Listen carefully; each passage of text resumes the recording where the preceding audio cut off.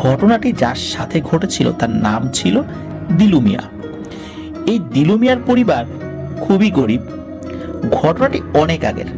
লাবলু চাচা তার দাদা শ্বশুরের কাছ থেকে শুনেছেন এই ঘটনাটি। আর ঘটনাটি ঝিনাইদহ জেলার, এই ঘটনাটি তো শুরুতেই বলেছি যে ঝিনাইদহ জেলার। আর ঘটনা যখন ঘটে তখন এই দিলু মিয়ার বয়স ছিল 35 থেকে 37 বছরের মতো আর কি। আর সময়টা ছিল মহান মুক্তিযুদ্ধের আগের।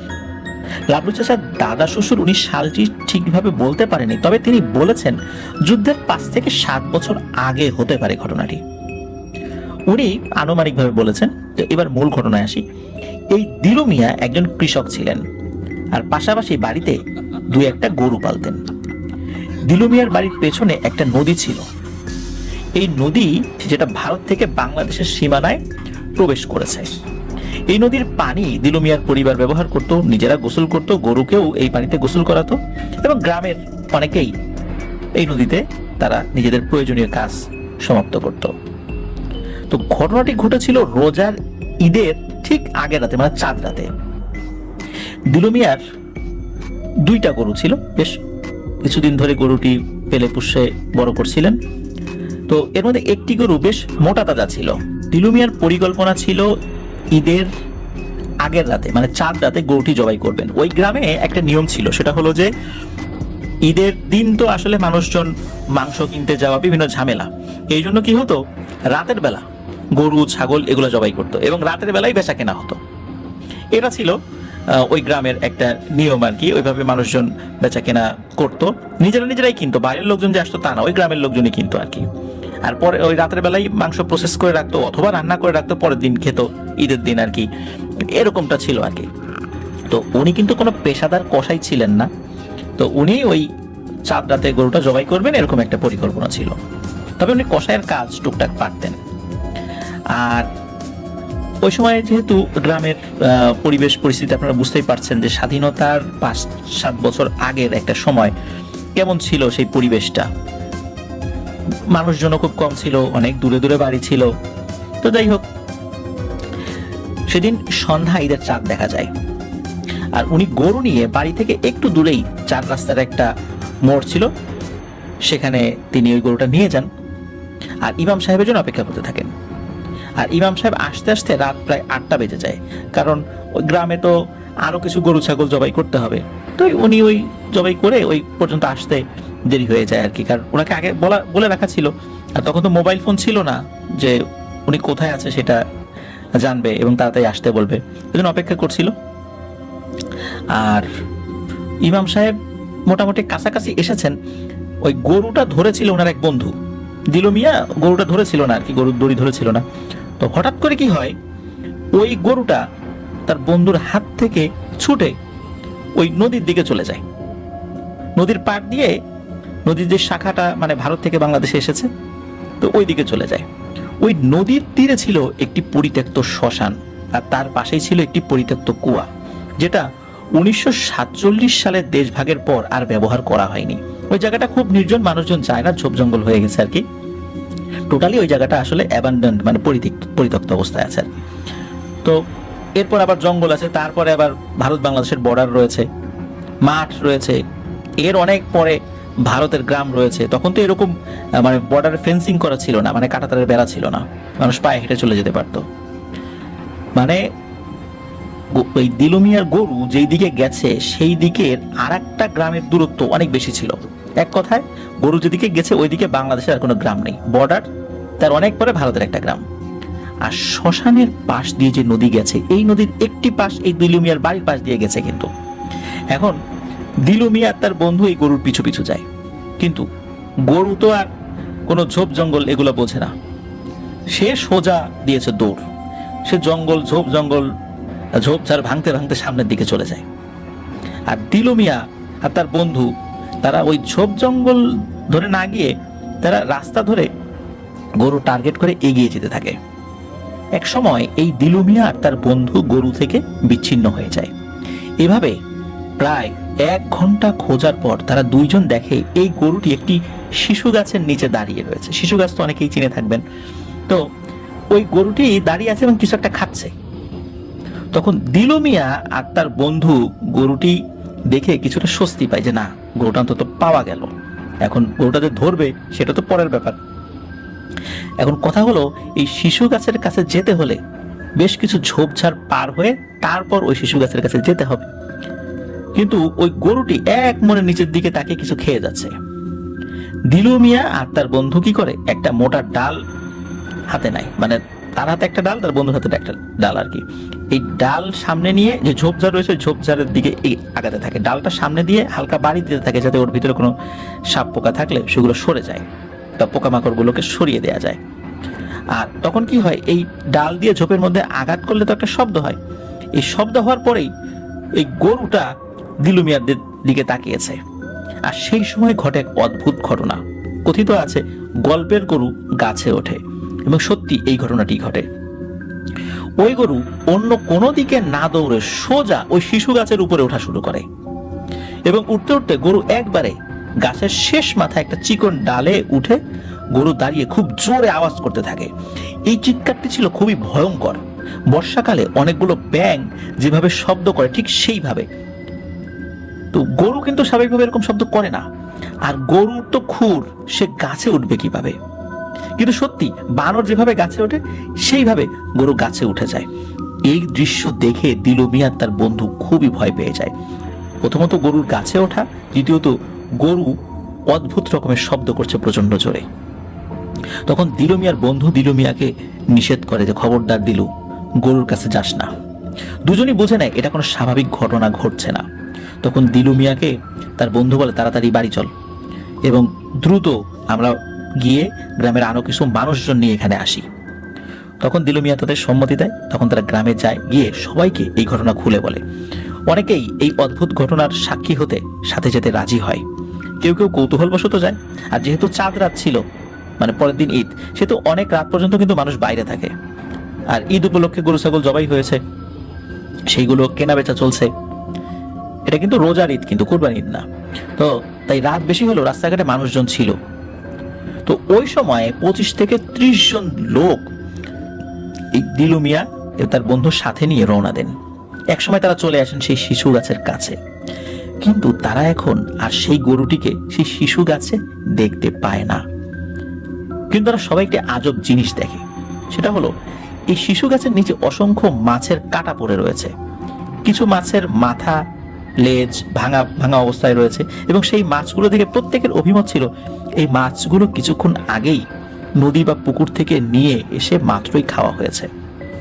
তখন সবাই মিলে গরু খুঁজতে শুরু করে। আশেপাশে ঝোপঝাড়, তারপরে এগুলো জায়গা কোনো কিছু বাকি রাখছিল, তন্ন তন্ন করে খুঁজছিল, কিন্তু কেউ গরুকে খুঁজে পায় না। তখন ওখানে যারা ছিল প্রত্যেকে ধারণা করে ওই গরু কোনো অশুভ কিছুর খপ্পরে পড়েছে, তা না হলে গরু কেন গাছে উঠবে। তারপরও সবাই মিলে ভাগ হয়ে আশেপাশে অনেক খোঁজাখুঁজি করেও যখন গরু পায় না, তখন কিছু কিছু লোক বাড়ির উদ্দেশ্যে চলে আসে যে ধুর আর খুঁজে পাওয়া যাবে না। আর কিছু লোক থাকে, তারাও তাদের সাথে খুঁজতে থাকে। এভাবে রাত প্রায় 12টা পর্যন্ত সবাই মিলে গরু খুঁজে যখন গরু পায় না, তখন সবাই মিলে দিলু মিয়াকে বলে এই গরু এত রাতে আর খুঁজে পাওয়া যাবে না, সকালে আমরা আবার খুঁজে দেখব, চল বাড়ি যাই। তো এই কথা বলে অনেকেই বাড়ির দিকে যায়। আবার কিছু লোক আগেই চলে গিয়েছে, আর বাকি যারা ছিল তার প্রত্যেকেই তো চলে যেতে সম্মতি প্রকাশ করে। তখন দিলু মিয়া সবাইকে চলে যেতে বলে, এমনকি দিলু মিয়া এতক্ষণ সাথে থাকা তার বন্ধুকেও চলে যেতে বলে। কিন্তু সবাই দিলু মিয়াকে এই গভীর রাত্রে এই মাঠের মধ্যে একা রেখে আসবে না। তো সবার পীড়াপিড়িতে দিলু মিয়া বাড়ি ফিরতে রাজি হয়। সবাই মিলে মাঠ থেকে গ্রামে চলে আসে, আর যে যার মতো বাড়িতে চলে যায়। দিলু মিয়ার বন্ধু বাড়িতে চলে যায়, কিন্তু দিলু মিয়ার মন তো আর মানে না। এত বড় একটা গরু এতদিন ধরে পেলে পুষে বড় করেছে, আর সে তো এমনিতেই গরিব মানুষ। এখন এই গরু রেখে সে কিভাবে যাবে? তার মন তো মানে না। আর যার যখন কিছু হারায় তখন তার মনে হয় আর একটু খুঁজলেই পাওয়া যাবে। তাই দিলু মিয়ার মনে হচ্ছিল আর একটু খুঁজলেই হয়তো বা গরুটা পেতাম। সবাই যখন গ্রামে এসে যার বাড়ি চলে গিয়েছিল, তখন দিলু মিয়া বাড়িতে গিয়ে একটা বড় দা হাতে নেয় এবং আবার বাড়ি থেকে বের হয় গরু খোঁজার উদ্দেশ্যে। বাড়িতে তার বউ, তার বড় মেয়ে এবং একটি ছোট ছেলে রয়েছে। তার ছোট ভাই ছিল আর মা বাবা ছিল। তারা প্রত্যেকে নিষেধ করেন দিলু মিয়াকে গরু খুঁজতে যেতে, কিন্তু দিলু মিয়া বলে আমি বেশি দূরে না, রাস্তার আশেপাশে গরু খুঁজে চলে আসব। পরিবারের অমতে সে বাড়ি থেকে বের হয়। আর যেহেতু ঈদের দিন পরের দিনই চাঁদ রাত, পরদিন সবাই খুব ভোরে ঘুম থেকে উঠে পড়বে। এদিকে ভোরবেলা দিলু মিয়ার বউ তার শ্বশুর শাশুড়ি মানে দিলু মিয়ার মা বাবাকে বলে রাতে তার ছেলেকে দেখেছে কিনা। যেহেতু দিলু মিয়া অনেক সময় বাড়ির বারান্দায় ঘুমাতো, এই জন্য দিলু মিয়ার বউ জিজ্ঞেস করে, কিন্তু দিলু মিয়ার মা বাবা বলে তার ছেলেকে নাকি তারা রাতে দেখেনি। তখন দিলু মিয়ার বউ বলে সে রাতে ঘরে ফিরে আসেনি। তারা ভাবে ছেলে হয়তো রাতে এসে বারান্দায় শুয়েছিল, ভোরের আলো ফোটার সাথে সাথে হয়তো গরু খুঁজতে গেছে। আর এই দিলু মিয়ার মা বাবা দুজনই বয়স্ক মানুষ ছিলেন। সকাল হয়ে গেছে, সবাই ঈদের নামাজ পড়তে যাচ্ছে, আর এদিকে দিলু মিয়া আসে না। দিলু মিয়া ঈদের নামাজের সময় সব সময় সে তার মা বাবাকে দেখতো, মা বাবাকে সালাম করতো, পরে তার বাবার সাথে ঈদের নামাজ পড়তে ঈদগাহের দিকে যেত। এখন দিলু মিয়া বাড়িতে নাই, তার মার মন খারাপ, বাবার মন খারাপ, তার ওয়াই বাচ্চা কাচ্চা সবাই চিন্তা করছে। তো এই চিন্তা আস্তে আস্তে বাড়তে থাকে। যাই হোক, ঈদের নামাজ সকালে পড়ে যে যার বাড়িতে যায়। তারপর দিলু মিয়ার আত্মীয় স্বজন যারা আছে তাদেরকে দিলু মিয়া রাতে বেরোনোর পর তার যে আর কোনো খোঁজ নেই, সে রাত্রে বাড়ি ফেরেনি, এই কথা সবাইকে বলে। আর তার যেই বন্ধু আগের রাতে দিলু মিয়ার সাথে খোঁজাখুঁজি করেছিল তাকেও বলে। তখন তার বন্ধু আরো কয়েকজনকে সাথে নিয়ে দিলু মিয়াকে খুঁজতে বের হয়। আবার ওইদিকে তার আত্মীয় স্বজন প্রতিবেশী সবাই মিলেই খুঁজতে বের হয়। এখন আর গরু খোঁজার দিকে কারো মন নেই, এখন দিলু মিয়াকে খুঁজে পেতে হবে, এটাই আসল কথা। সবাই মিলে যে মাঠে গত রাত্রে গিয়েছিল, মানে যেখানে একটা শিশু গাছের কাছে দিলু মিয়ার গরুকে দেখা গিয়েছিল, সেখানে খুঁজতে থাকে, কিন্তু সেখানেও দিলু মিয়ার কোনো হদিস নাই। এভাবে সারাদিন খুঁজেও দিলু মিয়াকে কেউই পায় না। কেউ বলে অত রাত্রে একা একা তার বের হওয়া ঠিক হয়নি, কেউ বলে গত রাত্রে গরুটার আচরণ ছিল অস্বাভাবিক, দিলু মিয়ার সাথে কি অস্বাভাবিক কিছু ঘটেছে কিনা। আবার কেউ বলে হয়তো গরু খুঁজতে খুঁজতে সে অনেক দূরে চলে গেছে, ফিরে আসবে পরে। বিভিন্ন মানুষ বিভিন্ন ধরনের মন্তব্য করতে থাকে। আর দিলু মিয়ার বাড়িতে দিকে কান্নার রোল পড়ে যায়। পরদিন গ্রামের মানুষ সবাই মিলে সিদ্ধান্ত নেয় আজকে আরো বেশি মানুষ দলে দলে ভাগ হয়ে চারদিকে খুঁজতে থাকবে কোথায় গেল দিলু মিয়া। ঈদের দিন দিলু মিয়া বাড়িতে ফেরেনি, তাহলে চিন্তা তো বাড়াই স্বাভাবিক। এজন্য ঈদের পরের দিন তাকে খোঁজার জন্য 8 থেকে 10 জন মানুষ দলে দলে ভাগ হয়ে দিলু মিয়ার খোঁজ করতে শুরু করে। এর মধ্যে একটি দল সেই শ্মশান ঘাটের কাছে যায়, সেই শ্মশান ঘাটের কথা আমরা শুরু থেকে বলেছিলাম, এবং সেখানে গিয়ে তারা দিলু মিয়ার গরুকে খুঁজে পায়। গরুটা ছিন্ন ভিন্ন অবস্থায় ছিল, গরুর মাথা পা সব আলাদা, এবং দিলু মিয়ার সাথে নিয়ে যাওয়া যে দাটা নিয়ে সে বের হয়েছিল সেই দা পড়ে থাকতে দেখে, এবং অনেকগুলো কুকুরের মতো প্রাণীর পায়ের ছাপ, আর হাতির পায়ের থেকেও মানে পায়ের ছাপের থেকেও বিশাল কোনো একটা ছাপ, মনে হচ্ছে হাতির পা যত বড় এর থেকেও বড় কোনো পা যদি থাকে সেই পায়ের ছাপ সেখানে দেখতে পায়। কিন্তু দিলু মিয়ার কোনো হদিস পাওয়া যায় না, শুধু তার সেই দাটি পড়ে থাকতে দেখে সবাই।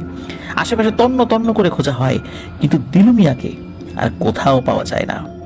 তখন সবাই বুঝতে পারে দিলু মিয়ার সাথে খারাপ কিছু ঘটেছে, আর তারা বাড়িতে ফেরত আসে সেই দাটা নিয়ে, এবং সবাইকে বলে যে গরুর ছিন্ন ভিন্ন দেহের কথা আর সাথে থাকা যে দা পেয়েছে, আর তারা যা যা দেখেছে সবকিছু পরিবারের সদস্যদেরকে খুলে বলে। এভাবে আরো 3-4 দিন সবাই মিলে আশেপাশে দিলু মিয়াকে খুঁজতে থাকে, কিন্তু দিলু মিয়াকে আর কোথাও পাওয়া যায় না। সবাই ধরে নেয় দিলু মিয়ার সাথে সত্যি খারাপ কিছু হয়েছে এবং দিলু মিয়া আর বেঁচে নেই। পরিবারের শোকের ছায়া নেমে আসে। তার বৃদ্ধ বাবা দিলু মিয়ার জন্য অনবরত কাঁদতে থাকে, তার মা কাঁদতে থাকে, তার সন্তান তার স্ত্রী কাঁদতে থাকে। ছেলের চিন্তা করতে করতে বাবা অসুস্থ হয়ে পড়ে। এভাবে পার হয়ে যায় প্রায় 2.5 বছর। মানুষ দিলু মিয়াকে ভুলতেই বসেছিল। একদিন সকালে দিলু মিয়ার বাবা অসুস্থ ছিল যেহেতু, আর বার্ধক্যজনিত কারণে তিনি মারা যান। গ্রামের সবাই দিলু মিয়ার বাড়িতে ভিড় করে, চারদিক থেকে আত্মীয় স্বজন যারা ছিল সবাই আসতে থাকে। এর মধ্যে ঘটে এক অদ্ভুত ঘটনা। দিলু মিয়ার বাড়ির পাশে যেই নদীটি ছিল, হঠাৎ করে সেই নদীর পানি মনে হচ্ছে একটা বিশেষ জায়গায় ঘূর্ণিপাক খাচ্ছে, এবং ঘূর্ণিপাক খাওয়ার ওই জায়গাটা দিলু মিয়ার ঠিক বাড়ির কাছে, কারণ দিলু মিয়ার বাড়ি থেকে ওই নদীর শাখাটা খুব বেশি দূরে ছিল না, একদম কাছাকাছি ছিল। তো ঘূর্ণিপাক হওয়ার একটা পর্যায়ে ঘূর্ণিপাক থেমে যায় এবং নিচ থেকে হঠাৎ করে বুদবুদ উঠতে থাকে। অনেক সময় কোনো হাঁড়ি বা পাতিলে গরম পানি যখন ফুটতে থাকে তখন যেরকমটা হয় সেভাবে মনে হচ্ছে ওখানে পানি ফুটছে। একটা সময় সেই পানি ফোটাও বন্ধ হয়ে যায়, আর হঠাৎ করে একটা মাথার মতো কিছু একটা ভেসে ওঠে। এই দৃশ্য কিন্তু ওই নদীর ধারে থাকা কয়েকজন লোক দেখছিল কৌতূহল হয়ে, যে হঠাৎ করে এখানে পানির পাক কেন খাচ্ছে, আবার এরকমটা কেন হচ্ছে। এবং একটা মাথার মতো একটা ভেসে ওঠে এবং ওই জিনিসটা আস্তে আস্তে মানুষের অবয়ব ধারণ করে এবং সাঁতরে তীরে আসতে থাকে। সাঁতরে যখন তীরে আসে তখন দেখে যে মাথার চুল বড় বড়, দাড়ি গোফ বড় বড় একটা লোক। তো তাকে দেখে শুরুর দিকে কেউ চিনতে পারেনি, কিন্তু কয়েক মিনিট পর চিনতে পারে, আরে এ তো দিলু, এখান থেকে কিভাবে আসলো। আর এই যে লাবলু সাহেব, যিনি ইমাম সাহেব, এই লাবলু চাচার দাদা শ্বশুর ওখানে ছিলেন। তার দাদা শ্বশুরের ভাষ্য মতে তার শরীরে সেই সময় যে পোশাকটা ছিল হারিয়ে যাওয়ার সময়, মানে সে ঘর থেকে পড়ে যেটা পরে বের হয়েছিল ওইটাই সে পরেছিল। তার পুরো শরীর ছিল ভেজা, তার চুলে জটলা বেঁধে গেছে, মানে জট পেকে গেছে, গোফদারি বলেছি এতটাই বড় হয়ে গেছে শুরুতে, মানে হঠাৎ করে দেখলে যে কেউ চিনতে ভুল করবে। তো দিলু মিয়া তার বাড়িতে ঢোকে। বাড়িতে ঢোকার সাথে সাথে স্বাভাবিকভাবেই তার পরিবার কান্নায় ভেঙে পড়ে, কিন্তু দিলু মিয়া একেবারেই নির্বিকার। সে বাড়িতে ঢুকে বাড়ির উঠোনে একটি কুলবরই গাছ ছিল, সেই গাছের গোড়ায় হেলান দিয়ে বসে পড়ে। পরিবারের সদস্য, গ্রামের লোকজন বিভিন্ন ধরনের প্রশ্ন দিলু মিয়াকে করতে থাকে। শুধু একটি প্রশ্নে বেশি বেশি করে করতে থাকে, এতদিন দিলু মিয়া কোথায় ছিল, কোথা থেকে এলো। কিন্তু দিলু মিয়া কোনো প্রশ্নের উত্তর দিতে পারে না, শুধু ফ্যাল ফ্যাল চোখে তাকিয়ে থাকে এবং দিলু মিয়ার চোখ থেকে অঝোর ধারায় পানি পড়ছে। কেউ কেউ দিলু মিয়াকে বলছে যে তোমার বাবা তো মারা গেছে, আর অনেকদিন পরে তুমি বাড়িতে ফিরেছো, এই জন্য হয়তো বা কাঁদছো, কিন্তু কথা তো বলবা, কথা বলো। কিন্তু দিলু মিয়া কোনো কথা বলে না। দিলু মিয়ার বাবার লাশ গোসল করানো হয়, যখন জানাজা পড়ানো হয়, জানাজায় দিলু মিয়া শরিক হয়। ওই কুলবরই গাছ থেকে উঠে গিয়ে জানাজা শরিক হয়। জানাজা করানোর পর দাফন করার সময় দিলু মিয়া ওই কবরের পাশে দাঁড়িয়েছিল, কবর খোঁড়া হয়েছিল সেখানে দাঁড়িয়েছিল, কিন্তু কারোর সাথে কোনো কথা বলেনি। যখন দাফন করা শেষ হয় তখন দিলু মিয়া আবার হেঁটে হেঁটে বাড়িতে ফিরে ওই কুলবরই গাছের গোড়ায় বসে পড়ে। এদিকে আসরের নামাজের পর দিলু মিয়া হঠাৎ করে ওই কুলবরইয়ের গাছের গোড়া থেকে উঠে দাঁড়ায়। উঠে দাঁড়িয়ে সে তার মেয়ের কাছে যায়, ছেলের কাছে যায়। মেয়ে এবং ছেলের মাথায় হাত বোলায় এবং মায়ের কাছে কিছুক্ষণ বসে থাকে। সবাই তাকে খাবার দিয়েছিল, কিন্তু সে কিন্তু কোনো খাবারই খায়নি। সে হাত দিয়ে প্লেট দূরে সরিয়ে দিয়েছিল। মাগরিবের আজানের ঠিক আগে হঠাৎ করে কি হয়, চারদিকে প্রচন্ড জোরে কুকুর ডাকতে থাকে এবং কুকুরগুলো ডাকতে ডাকতে দিলু মিয়ার বাড়ির কাছে চলে আসে। আর দিলু মিয়ার বাড়ির আশেপাশেও যে কুকুরগুলো ছিল সেগুলো এসে ওই কুকুরগুলোর সাথে যোগ দেয়। আর ওই কুকুরগুলা দিলু মিয়ার বাড়িতে ঢুকে দিলু মিয়াকে ঘিরে ফেলে এবং তার দিকে তাকিয়ে ঘেউ ঘেউ শব্দ করতে থাকে। দিলু মিয়া কি করে, উঠে দাঁড়ায়। কুকুরের দিকে তার কোনো ভ্রুক্ষেপ নেই। পরিবারের প্রত্যেকটি সদস্যর দিকে সে খুব ভালো করে তাকায়। তখন তার চোখ দিয়ে অঝোর ধারায় পানি পড়ছিল। তার স্ত্রী, তার মেয়ে, তার ছোট ছেলে, তার মা সকলকে দেখে। তারপর সে আবার ওই নদীর দিকে হাঁটতে থাকে। ওই কুকুরগুলো দিলু মিয়ার পিছু নেয় এবং ডাকতে থাকে। দিলু মিয়া নদীর কাছে যায়, তখন হঠাৎ করে নদীর ওই যে জায়গাটায় হঠাৎ করে পাক শুরু হয় এবং বুদবুদি উঠতে থাকে। দিলু মিয়া যখনই এটা দেখেছে তখন সে আবার সাঁতার শুরু করে। সাঁতার দিয়ে ওই বুদবুদির কাছে গিয়ে দিলু মিয়া হারিয়ে যায়। গ্রামের কয়েকজন এটা দেখেছে। এটা দেখার পর যখন দিলু মিয়ার উঠে আসছে না, তখন আবার তারা সেখানে গিয়েছে সাঁতার কাটতে কাটতে। তখন কিন্তু আর ওই বুদবুদি নেই, একদম স্বাভাবিক হয়ে গেছে। ওখানে কিন্তু ওরকম স্রোতও ছিল না, একদম স্বাভাবিক ছিল। তখন অনেকে ডুব দেয়, কিন্তু দিলু মিয়াকে আর কোথাও খুঁজে পাওয়া যায় না। তো যাই হোক, এটা নিয়ে আবার চিৎকার চেঁচামেচি শুরু হয়ে যায় যে দিলু মিয়া পানিতে ডুবে গেছে। তারপরে অনেক খোঁজাখুঁজি হয়েছে ওই জায়গাটাতেই, কিন্তু দিলু মিয়াকে আর কোথাও খুঁজে পাওয়া যায়নি। ওদিকে পরিবারের লোকদের মধ্যে আবারও কান্নার রোল পড়ে যায়। একে তো পরিবারের একজন মুরব্বী সদস্য মারা গেছেন। তারপরও 2.5 বছর পর পরিবারের এক সদস্য ফিরে এসেছে। ফিরে আসার পর আবারও সে চলে গেল। তো দিলু মিয়া পুনরায় নিখোঁজ হওয়ার পর গ্রামের মানুষের মধ্যে বিভিন্ন ধরনের সন্দেহ জাগে। কারণ দিলু মিয়া মারা গেছে এটা তো সবাই ধারণাই করে নিয়েছিল। এখন কথা হচ্ছে, দিলু মিয়া যেহেতু এইভাবে রহস্যজনকভাবে এসেছে আবার রহস্যজনকভাবে চলে গেল, তখন সকলে বিশ্বাস করে যে দিলু মিয়ার সাথে সত্যি অস্বাভাবিক কিছু হয়েছে এবং যেভাবেই হোক দিলু মিয়াকে ফিরিয়ে আনতে হবে এবং এটা সম্ভব। ওই গ্রামে অনেকেই টুকটাক কবিরাজি করত। দিলু মিয়ার পরিবার সব কবিরাজের সাথে যোগাযোগ করে, কিন্তু কোনো কবিরাজ দিলু মিয়ার বিষয়ে কোনো সমাধান দিতে রাজি হয় না। শুধু একটা কথাই বলে, দিলু মিয়ার সাথে যা ঘটেছে সেটা খুবই ভয়াবহ। যেই এই বিষয়ের সমাধান দেওয়ার চেষ্টা করবে সে সহ তার পরিবার একদম নিশ্চিহ্ন হয়ে যাবে। পরে তারা স্থানীয় এক মসজিদের ইমাম সাহেবের সাথে কথা বলেন। ইমাম সাহেব একদিন সময় নেন, তিনি বিষয়টা দেখবেন বলে আশ্বস্ত করেন। পরের দিন যখন দিলু মিয়ার পরিবার ওই ইমাম সাহেবের সাথে দেখা করেন, তখন ইমাম সাহেব বলেন দিলু মিয়াকে নিয়ে কোনো তথ্য তার অধীনে থাকা জিনেরা দিতে চায়নি।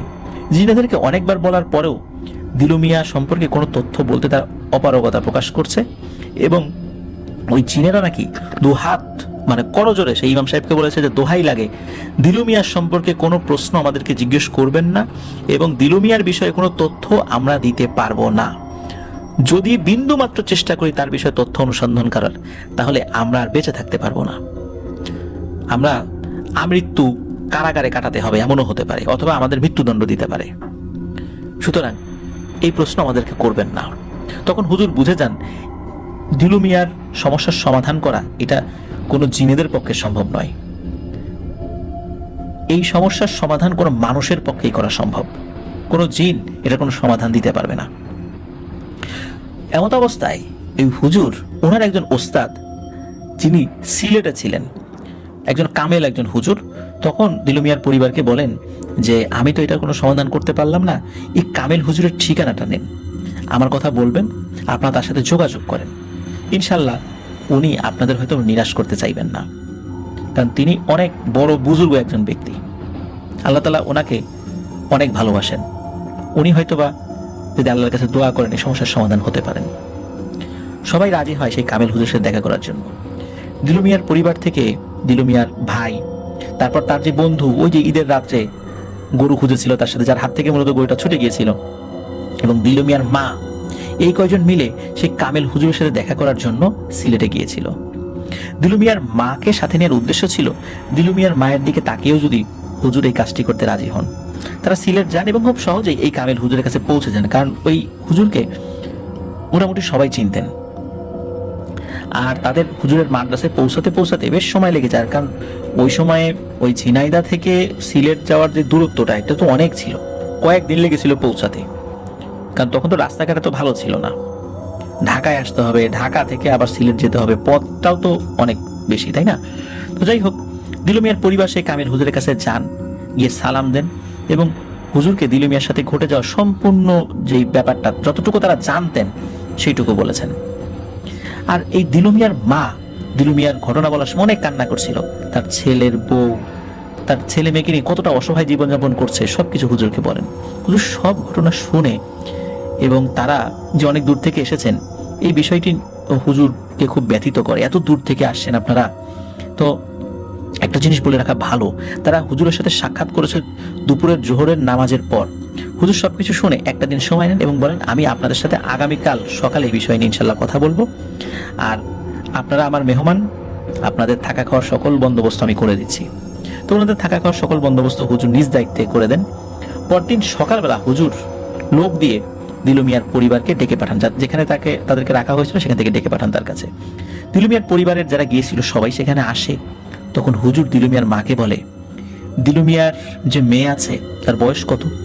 তখন দিলু মিয়ার মা বলে দিলু মিয়ার 2 সন্তানের মধ্যে তার মেয়ে বড় সন্তান, তার বয়স 13 বছরের মতো হবে। তখন হুজুর বলেন আপনার এই নাতনিকে খুব দ্রুত বিয়ে দিয়ে দেবেন, খুব অল্প সময়ের মধ্যে, আর পুরো গ্রামের মানুষকে দাওয়াত দিবেন, বিশেষ করে প্রত্যেকটা বাড়ি থেকে একজন করে, আর যত দ্রুত সম্ভব এটা দিতে হবে। সম্ভব হলে এই সপ্তাহের পরের সপ্তাহে যে শুক্রবার আসে শুক্রবারটা বিয়ের দিন নির্ধারণ করেন এবং এই সময়ের মধ্যেই আপনাদেরকে কোনো পাত্র খুঁজে বের করতে হবে। ওই সময় তো অল্প বয়সে মেয়েদের বিয়ে হয়ে যেত, 13 বছর বয়স, কিন্তু ওই সময়ের প্রেক্ষাপটে সেটা কিন্তু ঠিক বয়স ছিল। তো যাই হোক, তো যদি এটা করেন হুজুর বলে তাহলে আপনার ছেলের জন্য ভালো হবে। এই কামিল হুজুর দিলু মিয়ার পরিবারের যারা হুজুরের সাথে দেখা করতে গিয়েছিলেন তাদের সাথে বসে 15 দিন পর যে শুক্রবার আসবে সেই শুক্রবারের মধ্যেই মেয়ের বিয়ের সবকিছু ঠিকঠাক করার কথা বলেন এবং ওই শুক্রবার বিয়ের দিন ধার্য করতে বলেন। বলে রাখা ভালো, সেই সময়ে আমি তো আবারও বলছি যে খুব দ্রুত বিয়ে হয়ে যেত। তো যাই হোক, কিছু সময় পর এই হুজুর দিলু মিয়ার ভাই আর তার বন্ধুকে একটু বাইরে যেতে বলেন। তিনি দিলু মিয়ার মায়ের সাথে একটু একা কথা বলতে চান। তখন তারা দুজন বাইরে যান। তখন হুজুর একটা দোয়া পড়েন। দোয়া পড়ার পরে বলেন যে এই মুহূর্তে আমার আশেপাশে কোনো জিনও নেই, কোনো বার্তাবাহক জিনও নেই যে কোনো তথ্য এখান থেকে ফ্লাশ হবে।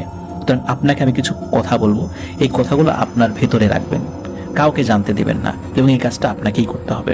তখন হুজুর দিলু মিয়ার মাকে একটা ছোট কাচের বোতলের মধ্যে পানি দেন এবং তিনি বলে দেন, এই মেয়ের বিয়ের দিন, মানে দিলু মিয়ার মেয়ের বিয়ের দিন তোমার ছেলে আবার আসবে এবং মেয়ের বিয়ে হওয়া পর্যন্ত ছেলে থাকবে। ঠিক মাগরিবের আজানের আগ মুহূর্তে এই ছেলে আবার পানির মধ্যে ডুব দিয়ে অদৃশ্য হয়ে যাবে। এই ছেলে যখন আসবে তখন খুব কৌশলে এই পানি তাকে খাওয়াতে হবে, আর এই পানি খাওয়ার সাথে সাথে ছেলে অজ্ঞান হয়ে যাবে, মানে দিলু মিয়া অজ্ঞান হয়ে যাবে। তারপর যখন জ্ঞান ফিরবে তখন ছেলে স্বাভাবিক হয়ে যাবে, কথা বলতে পারবে। ইনশাল্লাহ এর মধ্যেই আমরা আপনার বাসায় হাজির হব। এবং এই যে কথাটা, এই কথাটা কাউকে বলা যাবে না, তাহলে কিন্তু এই পানির গুণাগুণ নষ্ট হয়ে যাবে। আর এটাও বলে দেন সেই হুজুর যে আপনার ছেলে যে কথা বলতে পারছে না, বিষয়টা এরকম নয়, সাময়িক সময়ের জন্য আপনার ছেলের কথা বলার শক্তিটা নষ্ট করে দেওয়া হয়েছে। যদি এই পানিটা খাওয়ান তাহলে আপনার ছেলে আবার কথা বলতে পারবে এবং তার কাছ থেকে আমরা বিস্তারিত জানতে পারবো, তখন কাজ করাটা সুবিধা হবে। আর আবারও বলছি, কাউকে এই কথা শেয়ার করা যাবে না, বিশেষ করে পানির কথা। আর পরবর্তীতে ওই হুজুর দিলু মিয়ার ভাই এবং বন্ধুকে ডেকে বলে, আপনাদের সাথে ওই মেয়ের বিয়ে সম্পর্কিত যে বিষয়গুলো বলেছি কাউকে এলাকায় গিয়ে এর মূল বিষয়ে বলবেন না। তো যাই হোক, তারা আবার রওনা দেন। কয়েকদিন সময় লাগে তাদের বাড়িতে আসতে। সবাই যখন জিজ্ঞেস করে দিলু মিয়ার বিষয়ে হুজুর কি বলেছে, যারা হুজুরের সাথে দেখা করতে গিয়েছেন সবাই একই কথা বলতে থাকে যে হুজুরের সাথে দেখা হয়নি, হুজুর ভারতে গেছে, হুজুরের পরিচিত যারা আছেন তারা 1 মাস পরে যেতে বলেছেন। এর বাইরে তারা আর কিছু বলে না গ্রামের মানুষকে। এদিকে হাতে সময় কম, ওই মেয়েকে বিয়ে দেওয়ার জন্য ছেলে খোঁজা শুরু করে। এক পর্যায়ে ওই গ্রামের একটা ছেলের সাথে বিয়ে ঠিক হয়, বিয়ের দিন ধার্য করা হয় সেই শুক্রবারে। এই শুক্রবার হুজুর বলে দিয়েছেন। শুরু হয় গ্রামে প্রতি পরিবার থেকে একজন করে দাওয়াত দেওয়ার কাজ। দেখতে দেখতে শুক্রবার চলে আসে, বাড়িতে বিশাল আয়োজন চলছে। ঠিক দুপুরবেলা নদীতে, তখন অনেকেই গোসল করছে জুম্মার আগে, ওই সময় নদীর মাঝখানে ঘূর্ণিপাক শুরু হয়। আর এই ঘূর্ণিপাকের ভেতর থেকে আবার হঠাৎ করে কিছু একটা ভেসে ওঠে এবং সাঁতার কাটতে কাটতে তীরে চলে আসে। তখন সবাই দেখে, আরে এটা কেউ না, এই কয়েকদিন আগে, সপ্তাহখানেক আগে যে দিলু মিয়া আবার যে হারিয়ে গিয়েছিল সে দিলু মিয়া আবার ফেরত এসেছে। আর দিলু মিয়ার ওই দৃশ্য দেখে সবাই ভয় পেয়ে দ্রুত নদী থেকে উঠে পড়ে। তার দিকে হইচই শুরু হয়ে যায় যে দিলু মিয়া আসছে, দিলু মিয়া আসছে। আর যেহেতু দিলু মিয়ার বাড়ি তো নদীর পাশেই ছিল, দিলু মিয়া দ্রুতই তার বাড়িতে পৌঁছে যায়। গ্রামের মধ্যে খবর উঠে যায় দিলু মিয়া আবার ফেরত এসেছে। দিলু মিয়া কি করে, সোজা বাড়িতে গিয়ে সেই কুল গাছের নিচে হেলান দিয়ে বসে পড়ে। সেই একই পোশাক, একই রকমের চুলদাড়ি। প্রথমবার দিলু মিয়া যখন এসেছিল তখন কিন্তু সবাই কৌতূহল বশত দেখতে এসেছিল, কিন্তু এইবার দিলু মিয়ার কাছেও কেউ যাচ্ছে না, ভয়ে সবাই ভয়ে দূরে সরে যাচ্ছে। দিলু মিয়ার মা, ভাই, বউ, ছেলে মেয়ে সবাই দেখা করতে আসে। তারা অনেক কথা জিজ্ঞেস করে, কিন্তু দিলু মিয়া কোনো কথারই উত্তর দিতে পারে না। ঠিক আগের মতোই নির্বিকার ভাবে তাকিয়ে আছে এবং চোখ দিয়ে অঝোর ধারায় পানি পড়ছে। এর মধ্যে মেয়ের বিয়ে হয়ে যায়, বরযাত্রী বউ নিয়ে চলে যায়। একই গ্রামের তো কাছাকাছি আর কি, যাদের দাওয়াত ছিল তারাও দাওয়াত খেয়ে চলে যায়। আসরের সময় দিলু মিয়ার মা দিলু মিয়ার কাছে আসে একটা গ্লাসে করে পানি সাথে নিয়ে। দিলু মিয়ার মা দিলু মিয়াকে বলে, বাবা আমি জানি আমরা তোমাকে কোনোভাবেই ধরে রাখতে পারবো না, আমিও আর হয়তো বেশি দিন বাঁচবো না, এরপর তোর সাথে বাপ আমার আর দেখা হয়তো জীবদ্দশায় নাও হতে পারে, তো আমার শেষ একটা ইচ্ছা, আমার হাতের 1 গ্লাস পানি তুই খা।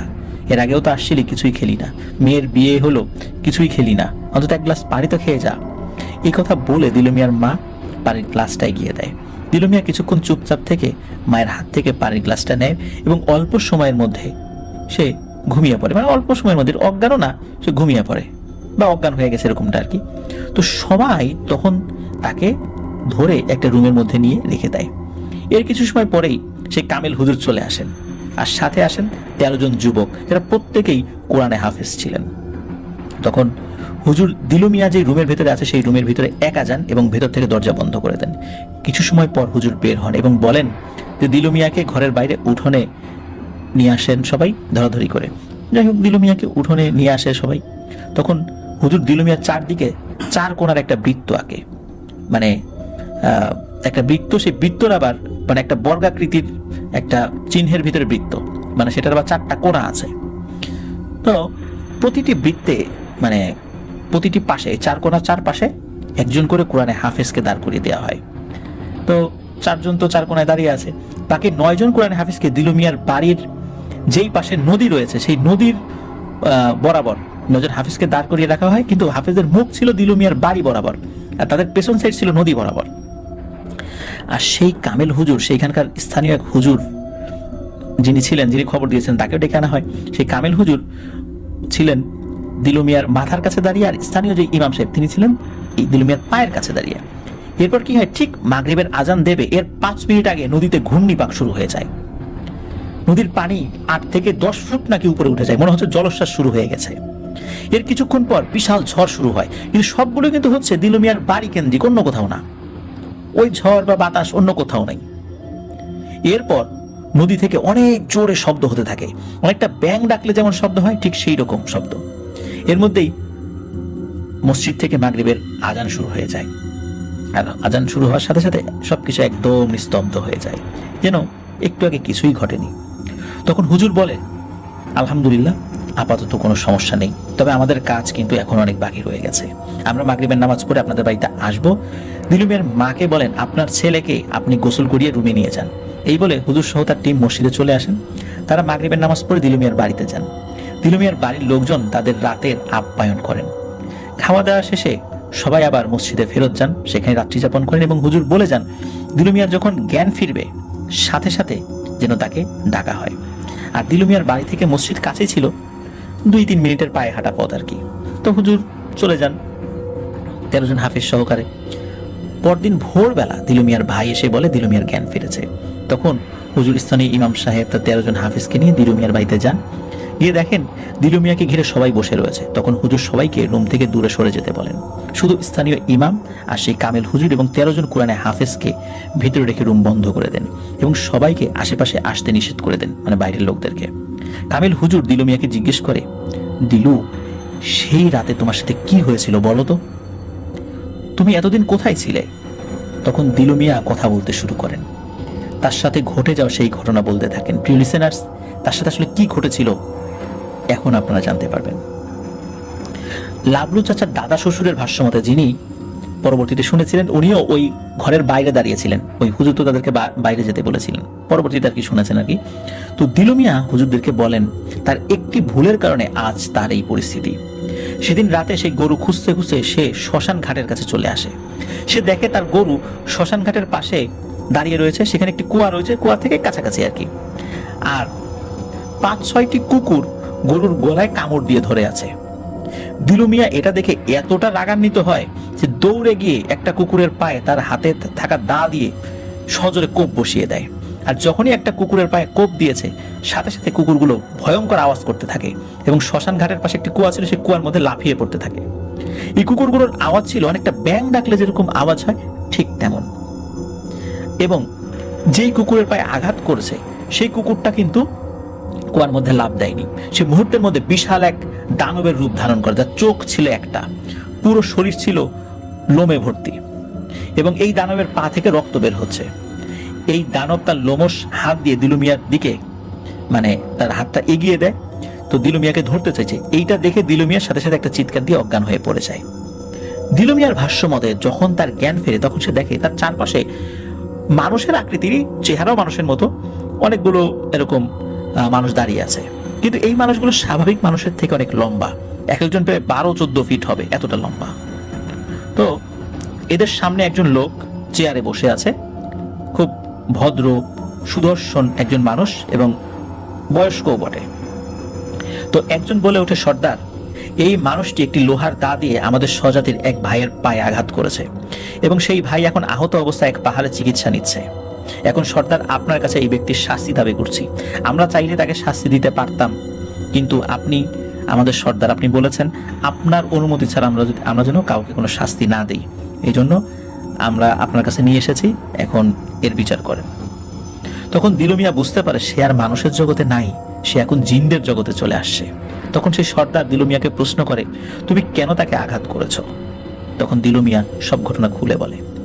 জিনের সর্দার সব শুনে আর এক জিনকে জিজ্ঞেস করে, আচ্ছা, এই মানুষটি যা বলছে এটা কি সত্যি? তখন সেই জিন বলে, হ্যাঁ, সে যা বলেছে তার 100% সত্যি।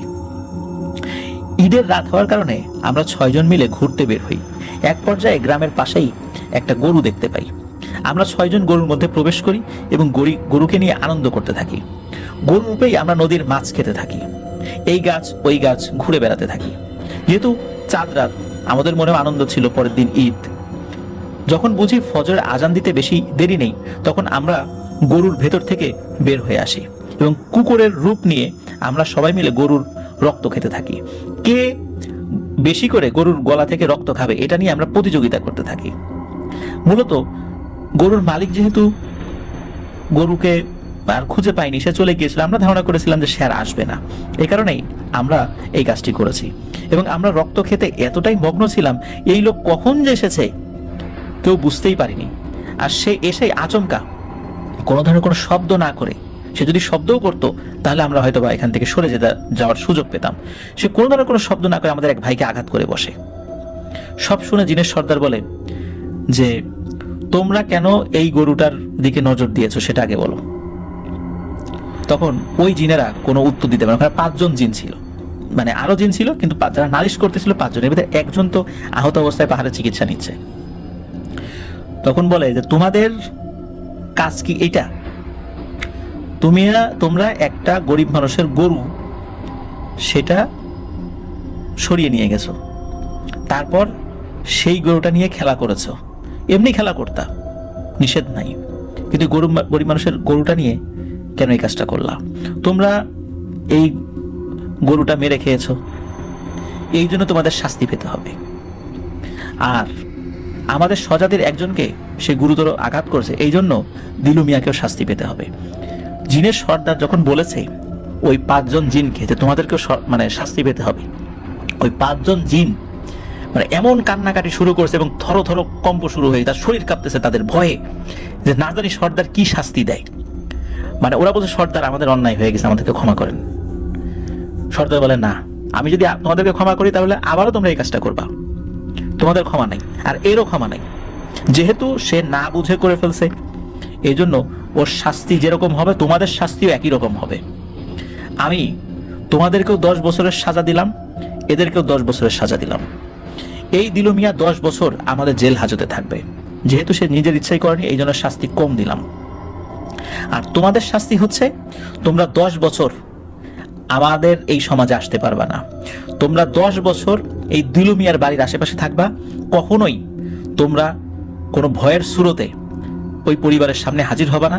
ওই পরিবারের খোঁজ খবর নিবা এবং ওই পরিবারে কি হয় না হয় পুঙ্খানুপুঙ্খ ব্যাপারগুলো অন্য জিনদেরকে জানাবা, তারা এসে খবর দেবে।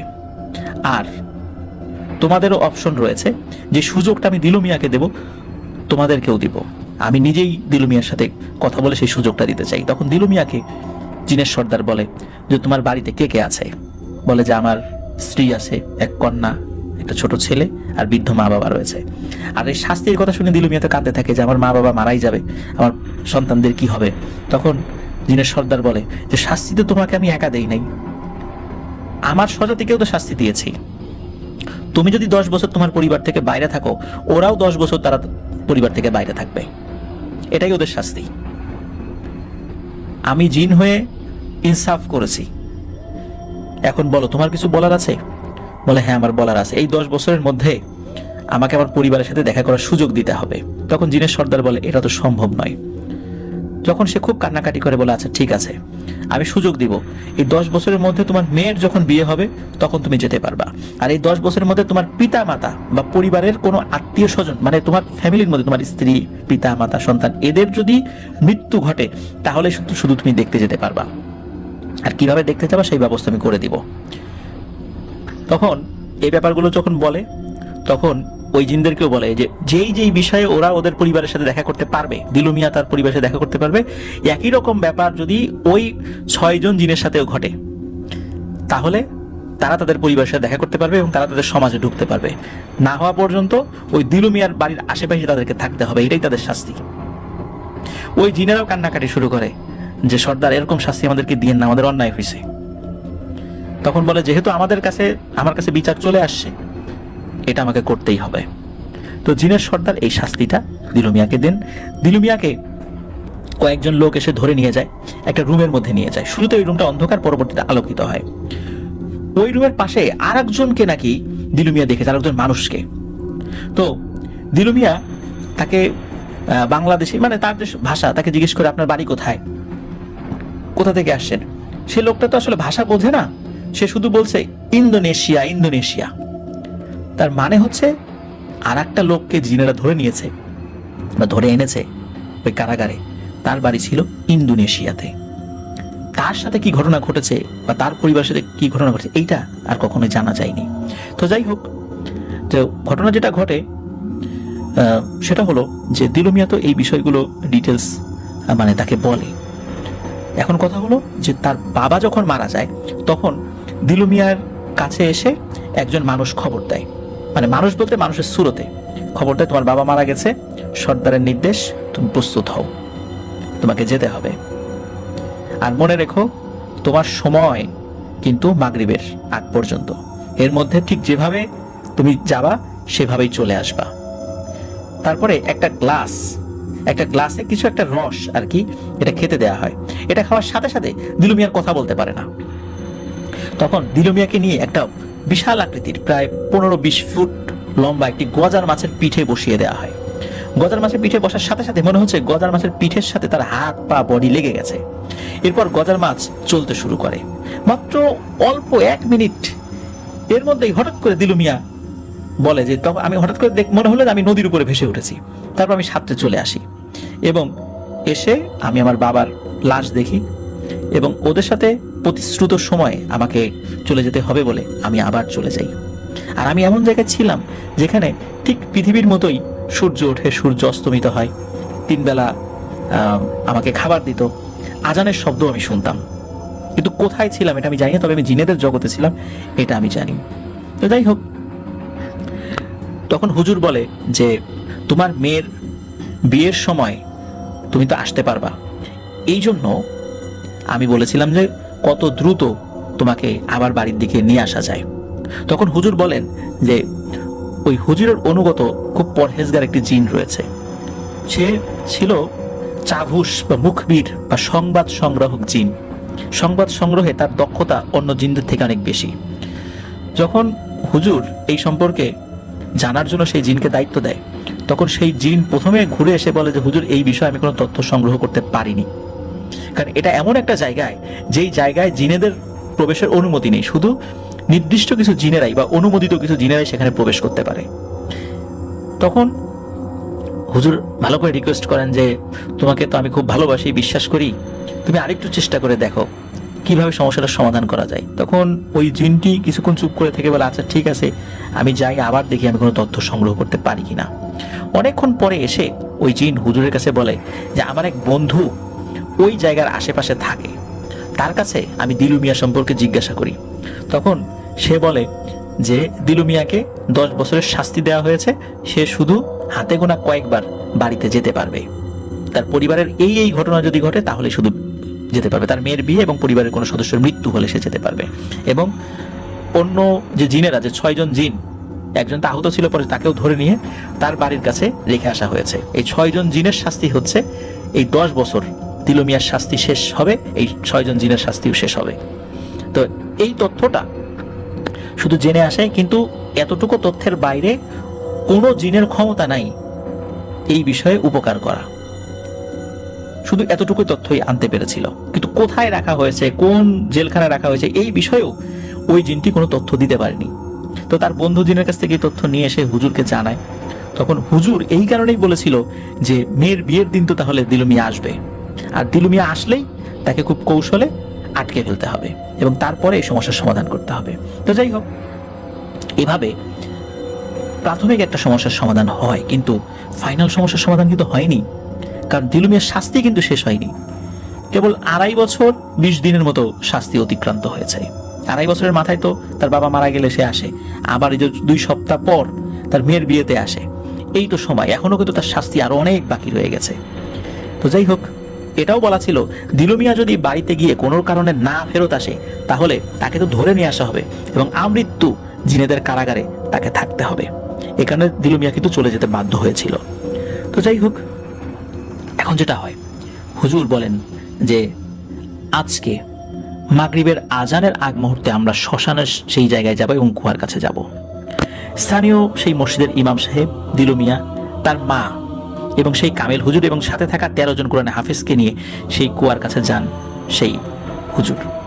ছোট্ট একটা সূচ বের করেন, তার 13 জন শিষ্যের আঙ্গুল থেকে 1 ফোঁটা করে রক্ত নেন এবং দিলু মিয়ার আঙ্গুল থেকে 1 ফোঁটা রক্ত নেন এবং এই রক্তগুলো একটা শিশিতে ভরেন এবং তার সাথে ওনার কাছে থাকা আরেকটা বোতলে কিছু পানি ছিল, সেই পানির সাথে ওই রক্ত মেশান। ওই রক্ত এবং ওই পানি মিশ্রিত, মানে ওই ইয়েটা আর কি, কুয়ার মধ্যে ফেলে দেন এবং কুয়ার মধ্যে ফেলার আগে ওই কুয়ার চতুর্দিকে একটা বন্ধনী দিয়েছিলেন, একটা দাগ দিয়েছিলেন। তো যাই হোক, কুয়ার মধ্যে ফেলার অল্প কিছুক্ষণের মধ্যেই, তখনও কিন্তু সন্ধ্যা একদম লাগেনি, অন্ধকার হয়নি, 4 থেকে 5 ফুট লম্বা একটা সাপ কুয়ার উপরে উঠে আসে।